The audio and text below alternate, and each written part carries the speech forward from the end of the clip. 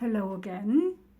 This is the second part of my presentation about Kazakhstan, the roots of our ancestors, what I think might have been and might be our ancestors, namely the ancient Turks who formed our roots coming from Siberia and Kazakhstan and forming the tribal communities with indigenous people of Anatolia. In the second part, I mentioned about göbeklitepe, and I'm continuing with Andrew Collins. I'd like to mention about his things that he states, which I mostly agree with. The claims that he makes are logical.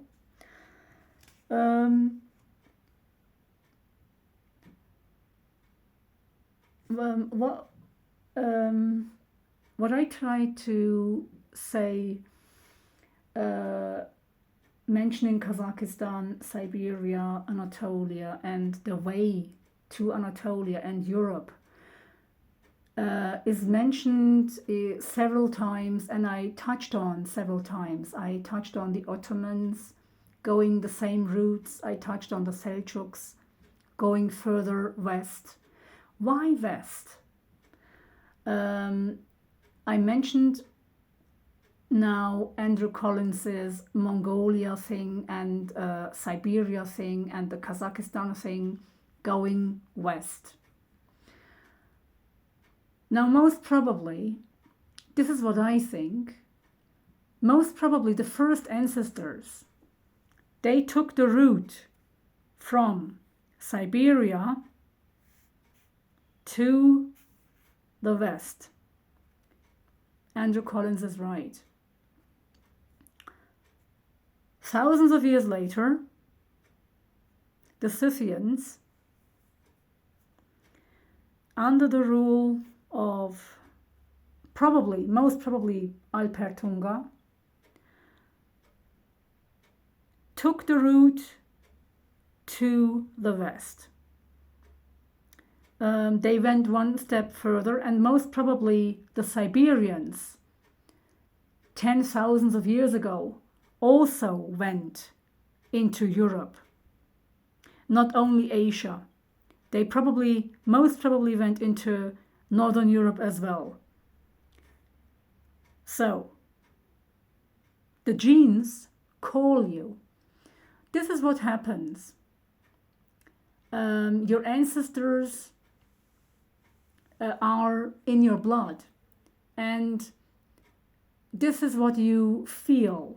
You feel the urge of going their route. So what you do is, if you are, for example, if your ancestors had gone to the west, one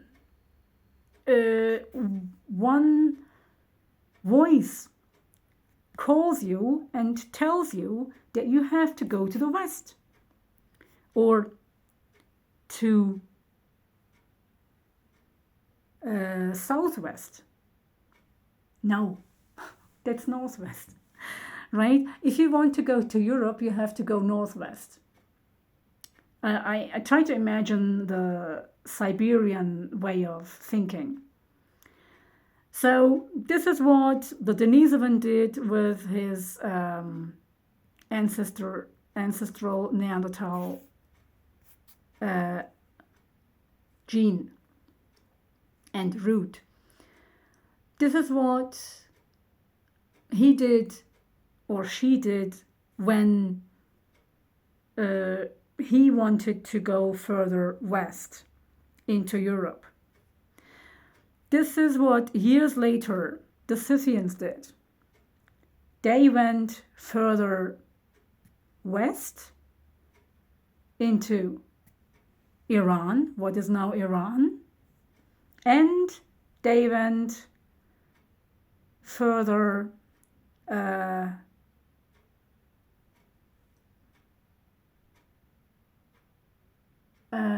further northwest into Ukraine, into Northern Europe, the steppe region.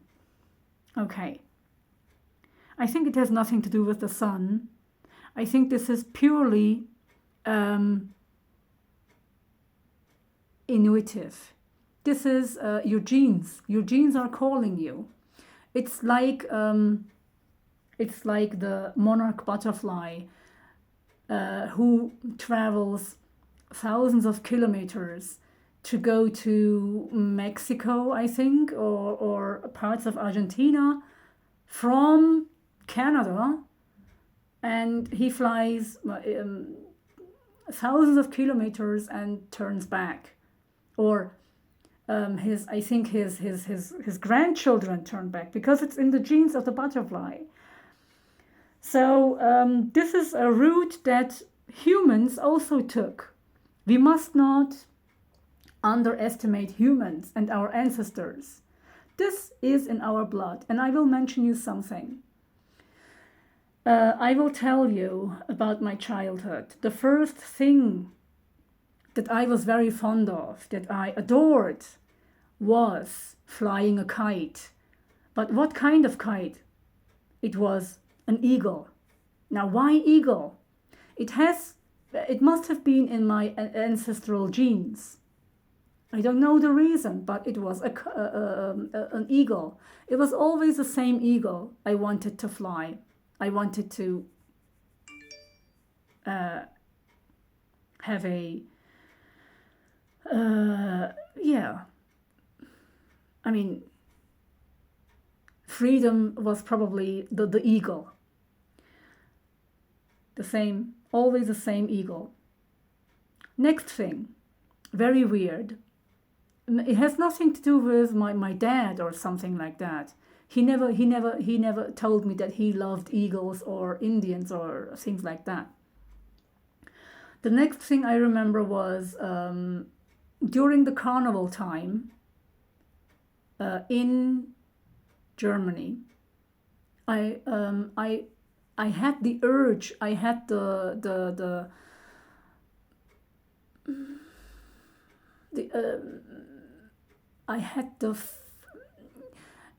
I had the need to be an Indian. I wanted to be dressed like an American Indian. I was so proud to be an Indian. It was fascinating for me. So again, probably ancestral calling or something like that, or genes. No, common genes that we have. Again, Siberia. Another thing that I remember, evolution. I was very, very fond of learning about or researching about, looking at pictures in primary school. I went to the library to have a look at evolution, the solar system, planetary system, etc., and the first humans. And for one reason, I was very, very fond of learning about Neanderthals. For some reason, I don't know. No, not the others, but Neanderthals, because most probably they were famous those times in Germany, etc. So there was a reputation for the Neanderthal,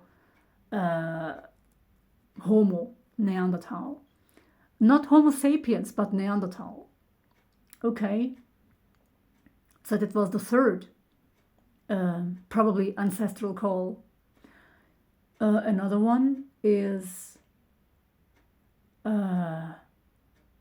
horse. Okay, for some reason, I was very fond of horses. I thought they were noble animals and I loved horses.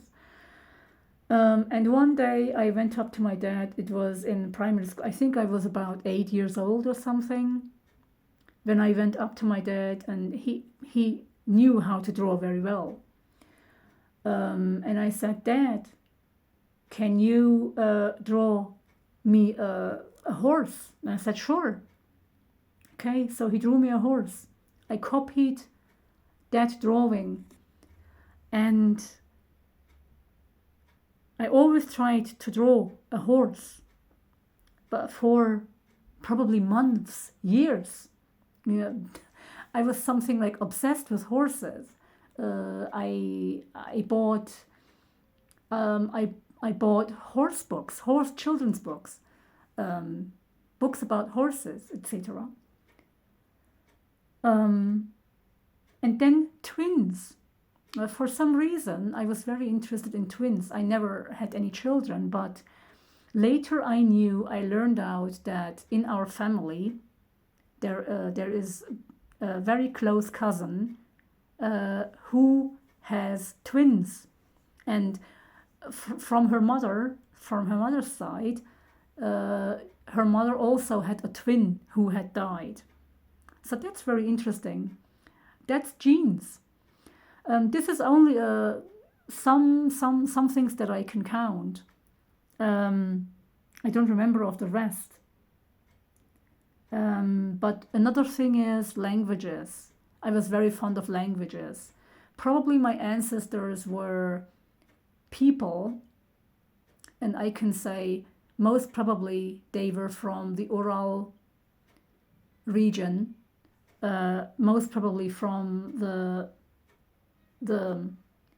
Turks that went to Europe, to Northern Europe, who stayed in that area, most probably the Pechenegs and the Avşar Turks, who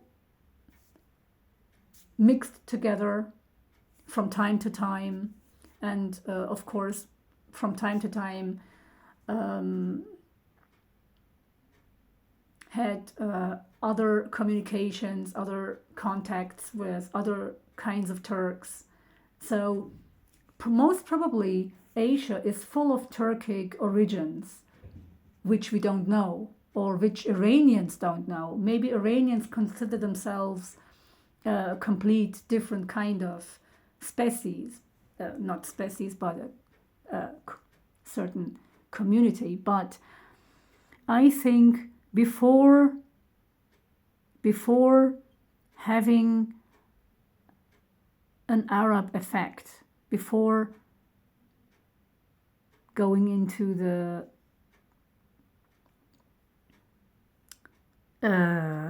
under the influence of Islam, most probably, maybe Persians were closer to Turks than other communities. I don't know. Maybe that's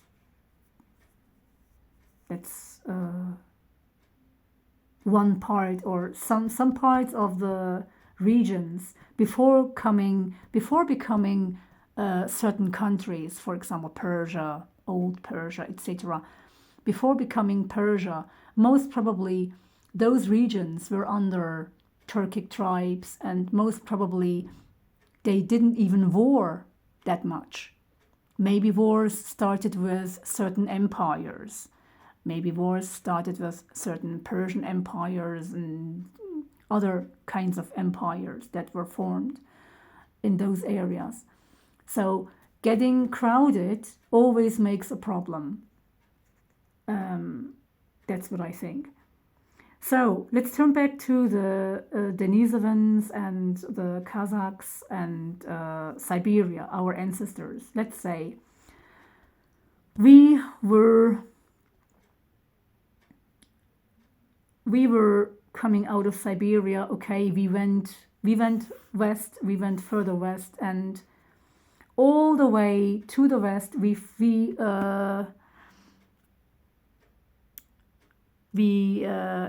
mixed with the Asian communities because they were all in the West.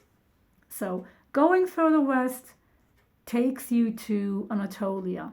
And in Anatolia, Andrew Collins says that the Siberians mixed with the Zaza people. Okay. What I wanted to mention is Mr. Collins also mentions about the origins of the Turks in the Altai Mountains. So if you go back to Altai, back to the Ural parts, there is an ancient idol, an ancient Turkic idol, which is called the Shigir idol. And the Shigir idol, something close to the Shigir idol was also found in Göbekli Tepe.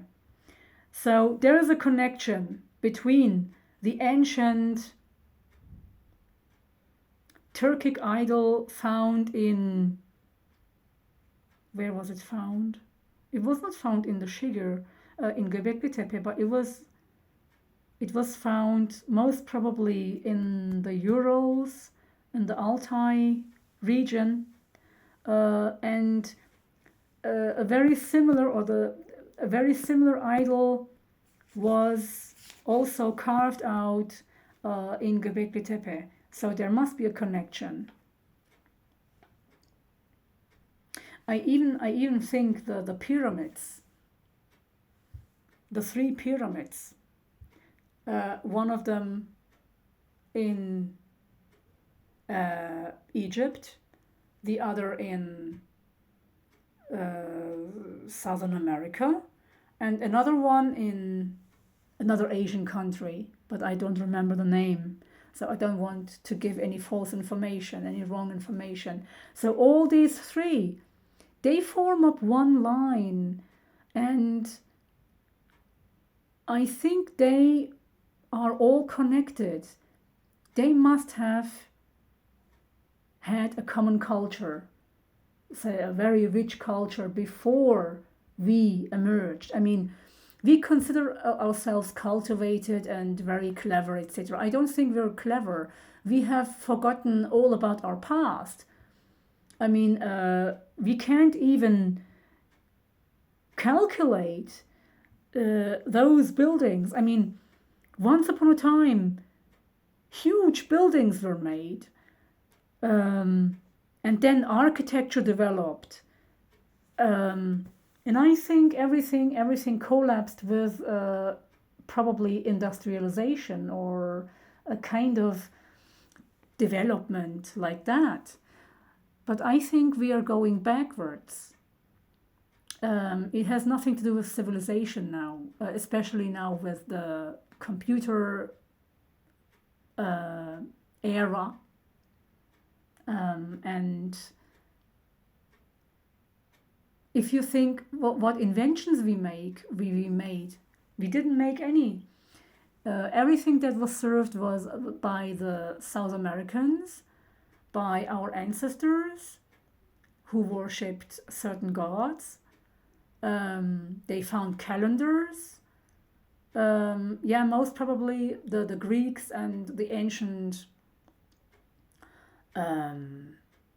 Turks contributed to our, and of course also Arabs contributed to math, to philosophy, and to certain worldly calculations. That's it.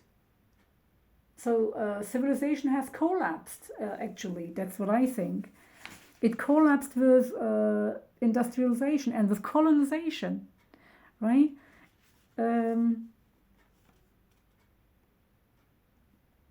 So that's what I want to tell about Göbekli Tepe and the Shigir idol. So okay, the Shigir idol. Now I have the place back. The Shigir idol was found in Siberia, and you find a very similar symbol in Göbekli Tepe. So you see the connection.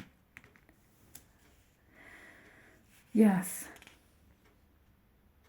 So if Andrew Collins is right in the date, and I'm sure he's right because this is also written in my genes. I trust my utter feelings and my intuition. So this is not coincidence.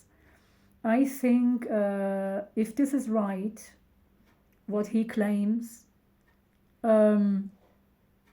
we came here since Paleolithic times. We came here in Neolithic ages, the time of göbeklitepe. We came here in this area, and the mentioned areas, right? Mainly Europe, Asia, Anatolia. Europe, Asia, Anatolia. That part, especially that part, is mentioned most probably. First time our ancestors came was in the Paleolithic times. And then which area? The same area was mentioned with the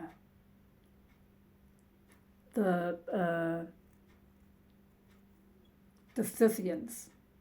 That was most probably the second or third time.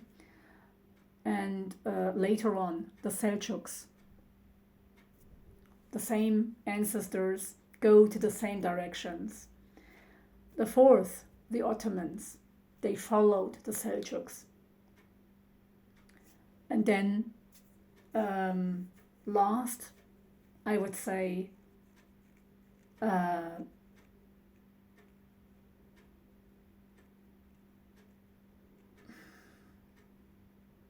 Turks coming into Anatolia,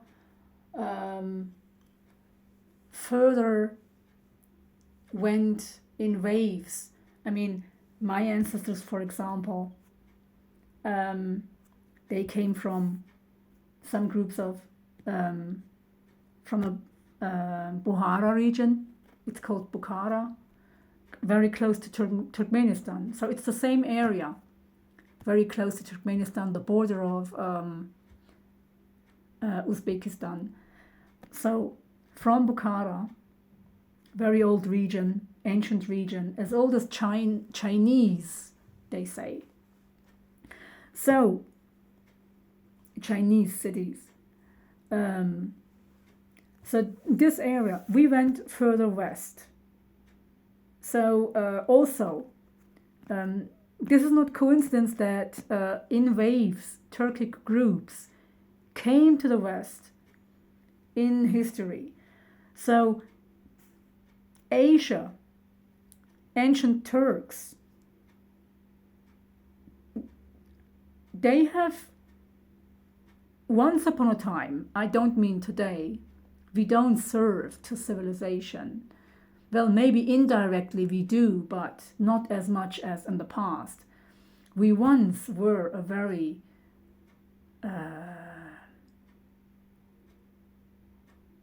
developed species. We had civilization, etc. But I don't think that human being serves civilization now. If you compare it with the past, that's not civilization what you're doing now. It's actually self-destruction and what I think of wars, etc. and trying to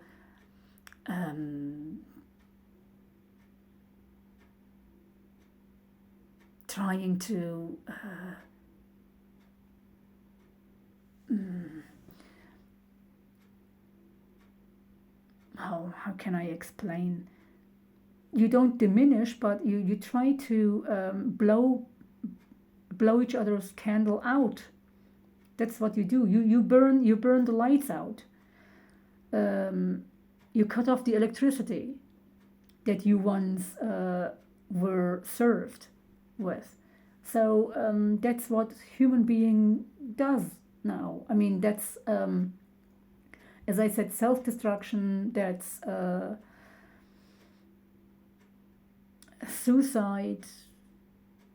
that's the end of civilization.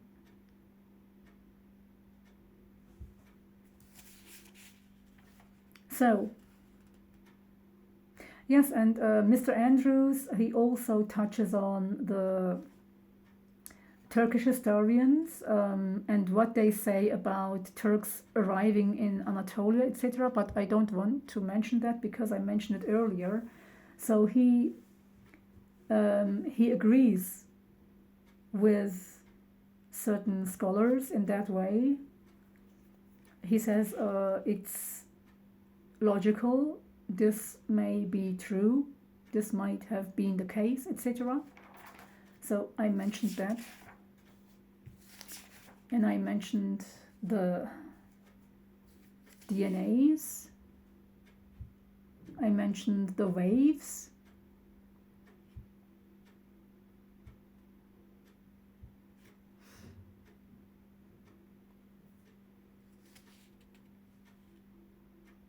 Okay, another thing that I want to mention is Çatalhöyük, the area where I live.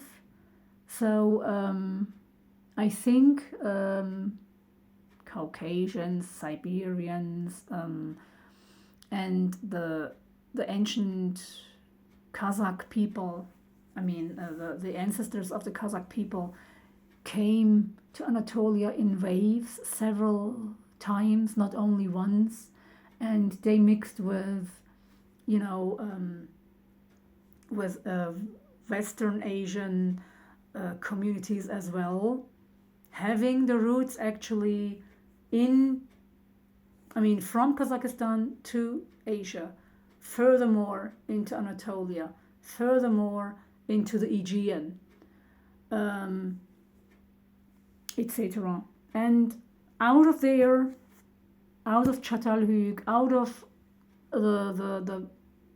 the places where the communities were formed, there were waves going into Europe. So again, people going to Europe. So this must have been another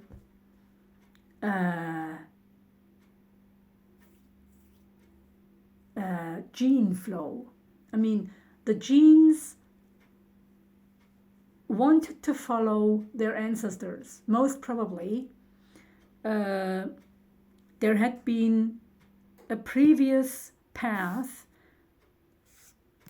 of those Neolithic people going from Anatolia to Europe, or maybe they were forced out of that community, but I don't think so.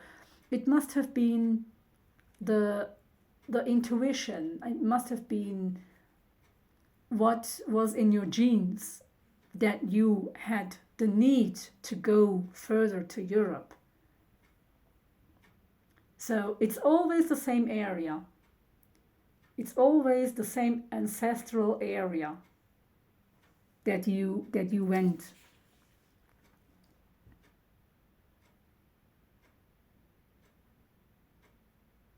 No, that's very interesting. Okay. So Andrew Collins also mentions about other scholars like Klaus Schmidt, etc. I think Klaus Schmidt also mentioned about the founders of Göbeklitepe, that they had come from the Russian steppe. So he mentioned it Russian. So it can also have been Russian, right? Because Kazakhstan is full of similar tribes. I mean, once upon a time, of course, there were no nations. They were all in one part. So Siberia consisted of Tatars, Russians, Turks,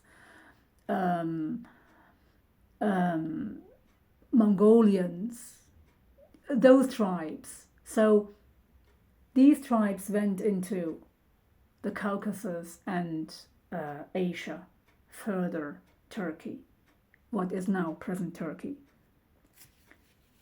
Right, and I mentioned haplogroups. So I will skip some of them. Göbeklitepe, I mentioned already. I mentioned the DNA. And Klaus Schmidt also claimed that. May he rest in peace. He said that the builders of Göbeklitepe must have been the descendants of the Sumerians. He was right in that.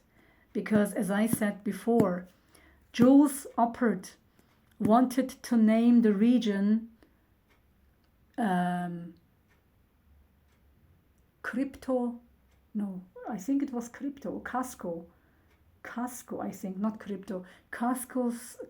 Scythians. And so Scythian must have been actually the origin of those kinds of people. Which kinds of people? The Siberians, the ancient Russians, the area of the Siberians where they lived, right? What I mentioned before. So this means that not only communities or tribes like the Chinese eyes came here. This also means that Tatars, that most probably also Russians, Proto-Russians, Proto-Tatars, Proto-Turks, Proto-Hungarians, and most maybe also Finns,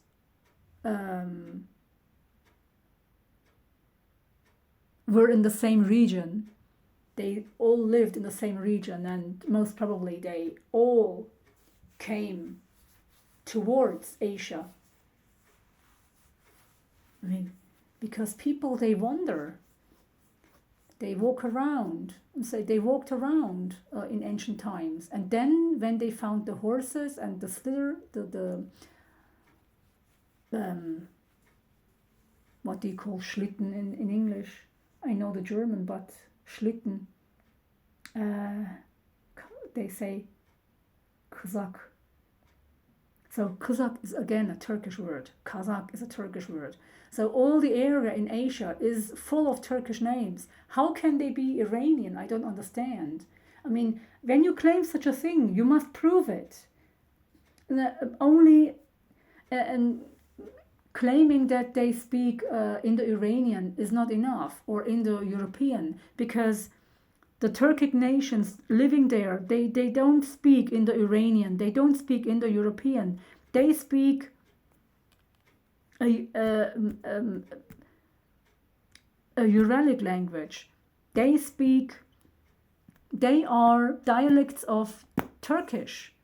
So if we consider them the dialects of Turkish, so either you must include Turkish in Indo-European, but you must of course prove it.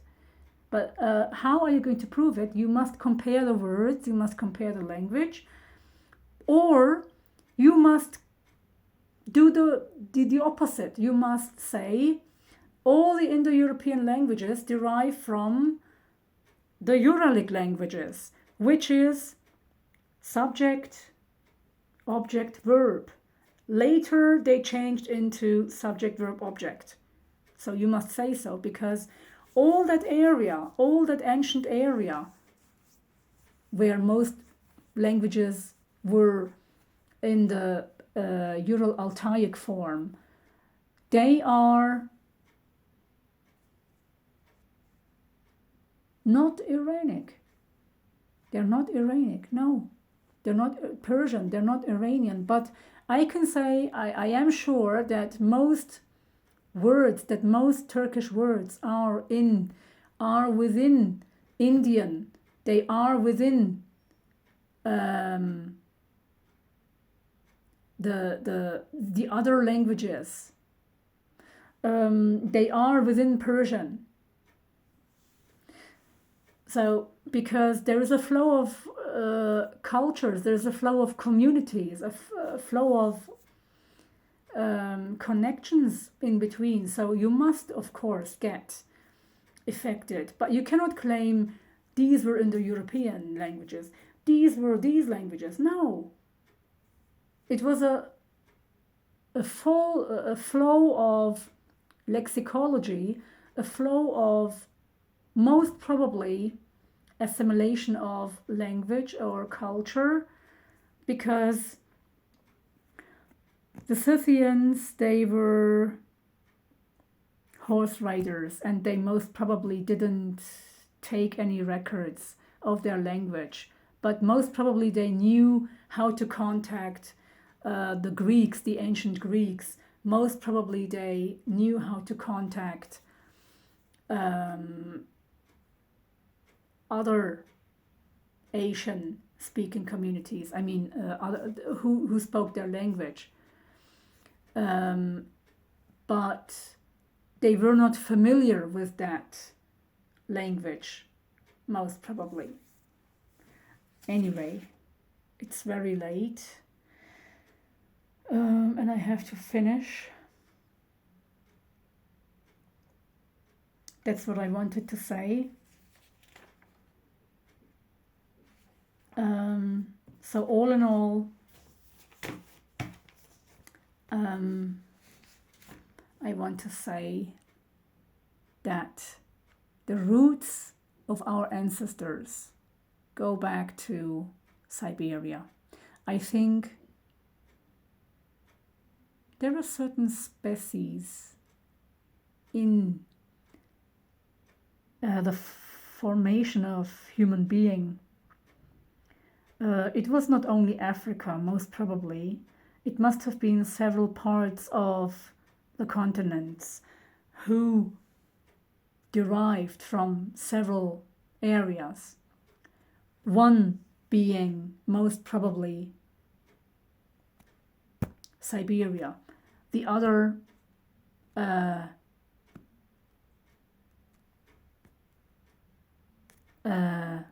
Africa.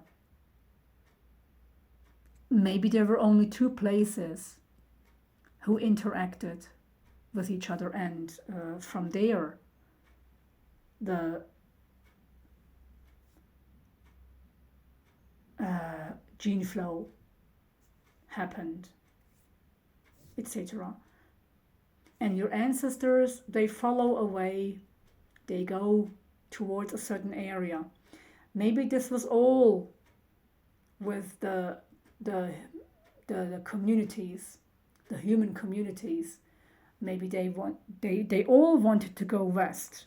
Who knows? Maybe it's in our genes, in human genes, that we all want to go west. Anyway, I have to stop it now. But remember the things that I said about my childhood and what I claim. So nothing happens for no reason. Everything happens for a reason. Never forget that. Good night.